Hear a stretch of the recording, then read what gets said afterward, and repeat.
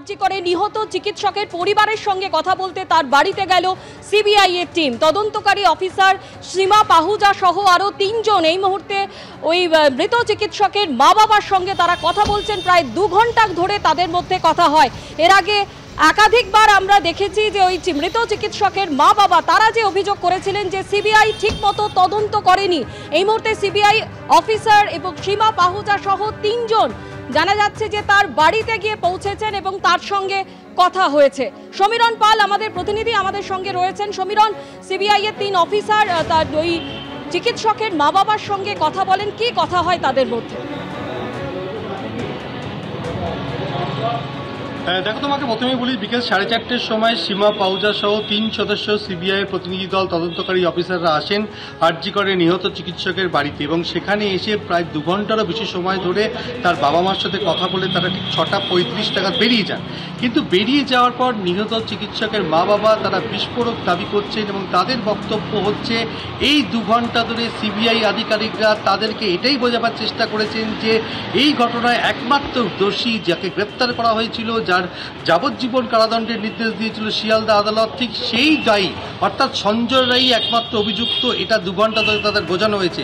তারা ক্ষোভ প্রকাশ করেছেন, তাদের বক্তব্য তারা বারবার বিভিন্ন সময়ে সিবিআইয়ের ভূমিকা নিয়ে প্রশ্ন তুলেছিলেন। আজকে বহুদিন বাদে সিবিআই আধিকারিকরা তাদের বাড়িতে আসেন, 2 ঘন্টার ম্যারাথন তাদের মধ্যে কথাবার্তা হয় এবং তাতে বারবার তাদেরকে বোঝানো হয়েছে যে সঞ্জয় রায় একমাত্র দায়ী। এবং নিহত চিকিৎসকের মা যেটা অভিযোগ করছেন যে পোস্টমর্টেম রিপোর্টে যেখানে বলা হয়েছে যে রাতে তার মৃত্যু হয়েছে, কিন্তু সেই সময় তার সঙ্গে যারা ছিল তাদের বিষয়ে কোনো কিছু আলোকপাত করেনি। এবং তারা এটাও অভিযোগ করছেন যে কলকাতা পুলিশ যে তদন্ত করেছে ঠিক একই তদন্তের কথা বলছে সিবিআই, কিন্তু সেটাই তারা অভিযোগ করছেন যে সিবিআই তদন্তে তারা সন্তুষ্ট নন। এবং শুধু তাই না, তারা বারবার এটা বলার চেষ্টা করছেন তারা আদালতের দ্বারস্থ হয়েছেন, এখন আদালতই তাদের শেষ ভরসা।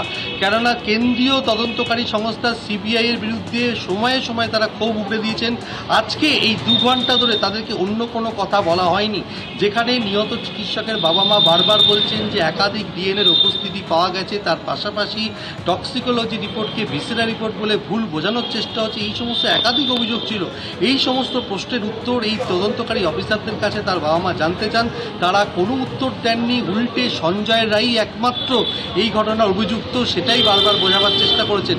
অর্থাৎ 2 ঘন্টা ধরে সীমা পাহুজা সহ সিবিআই তদন্তকারী আধিকারিকরা তাদের বাড়িতে থাকলেও তারা কোনোভাবে সন্তুষ্ট নন এবং তাদের অভিযোগ সঞ্জয় রায় একমাত্র অভিযুক্ত, সেটাই বারবার বোঝানোর চেষ্টা হয়েছে সিবিআইয়ের তরফ থেকে।